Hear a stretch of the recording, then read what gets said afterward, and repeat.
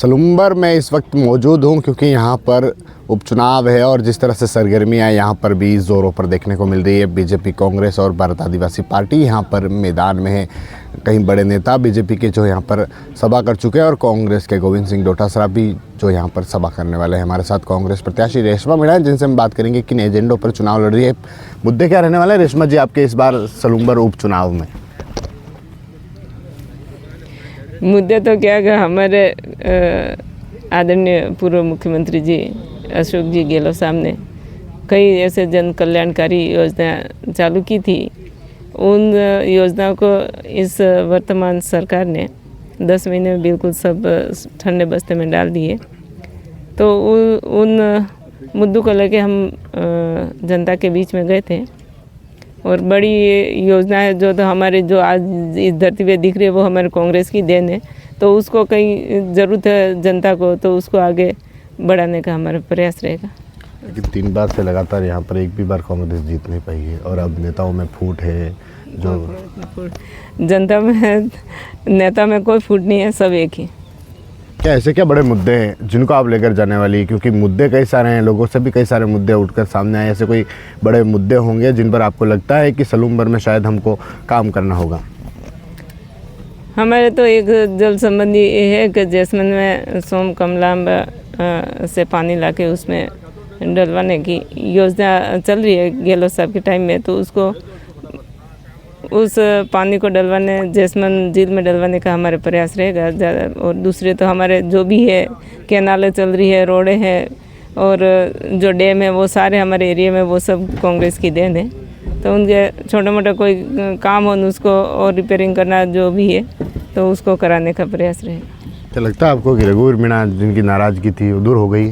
हाँ, कोई नाराज़गी नहीं है, उनके नेतृत्व में ये चुनाव चल रहा है। लेकिन वो आए नहीं है, सिर्फ एक बार दिखे, उसके बाद आज तक दिखाई नहीं दिए रघुवीर मीणा। तो कहीं की नाराज़गी तो है, उनके कार्यकर्ताओं में नाराज़गी तो अभी भी है।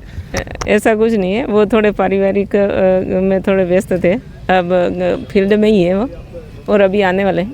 आपके नामांकन में नहीं आए, उसके बाद अशोक चांदना जो उनको साथ में लेकर आए उस दिन दिखाई दिए, उसके बाद आज तक वापस दिखाई नहीं दिए, कि कार्यक्रम में नहीं दिखे। तो फिर कैसे उनकी नाराज़गी दूर हो गई? क्या लगता है आपको कैसे उनकी नाराज़गी दूर हो गई और आपके लिए, वो कांग्रेस के लिए जो उनके कार्यकर्ता हैं जो नाराज़ चल रहे थे वो काम कर रहे हैं?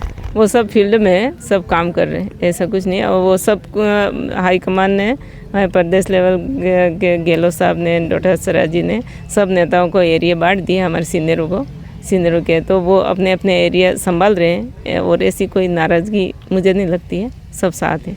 बड़े नेताओं ने तो दूरी बना ली है, सिर्फ गोविंद सिंह डोटासरा जिनको तो आना ही है प्रदेश अध्यक्ष, अशोक गहलोत जिनका कार्यक्रम भी तय था लेकिन वो भी नहीं आ पाए, दूसरे नेता जो भी नहीं आ पाए। तो कहीं नहीं लगता है कि नेताओं की भी इस कारण नाराज़गी ये है कि वो यहाँ पर आ ही नहीं पा रहे?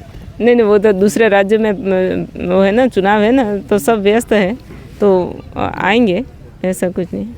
तो किस तरह लोगों का समर्थन मिल रहा है, किस तरह लोगों के बीच जारी है प्रचार, कैसा है आपका अभी? बहुत हर पंचायत हेडक्वार्टर पर जाने का प्रयास किया है मैंने। मैं पहुंच भी चुकी हूँ।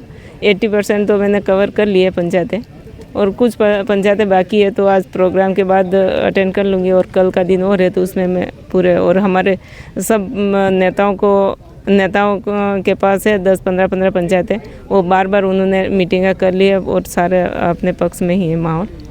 और भारत आदिवासी पार्टी भी यहाँ पर है और बीजेपी कांग्रेस के लिए बड़ा रोड़ा भारत आदिवासी पार्टी यहाँ पर बन रही है।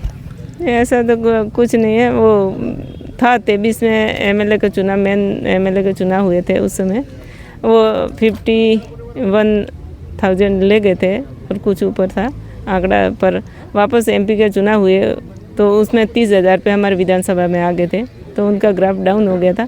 अभी भी हम उम्मीद करते हैं शायद ही वो 30 से ऊपर जा सके, वो नीचे जाएगा पर ऊपर नहीं जाएगा। कैसे रोक पाएंगे उनको? उनके साथ युवा है जो लगातार देखने को मिल रहे हैं। पिछली बार 50,000 से अधिक वोट जो भारत आदिवासी का पार्टी का कैंडिडेट लाता है और इस बार भी एक बड़ी चुनौती बन रही है, क्योंकि जो आपके कार्यकर्ताओं की नाराज़गी है जो इनसे है, तो उनको कैसे दूर कर पाएगी आप? वो जनता समझ गई है, कार्यकर्ता युवा भाई थोड़े वो आ गए थे बातों में, अब सब नॉर्मल हो गया है और कांग्रेस के समर्थन में आ गए।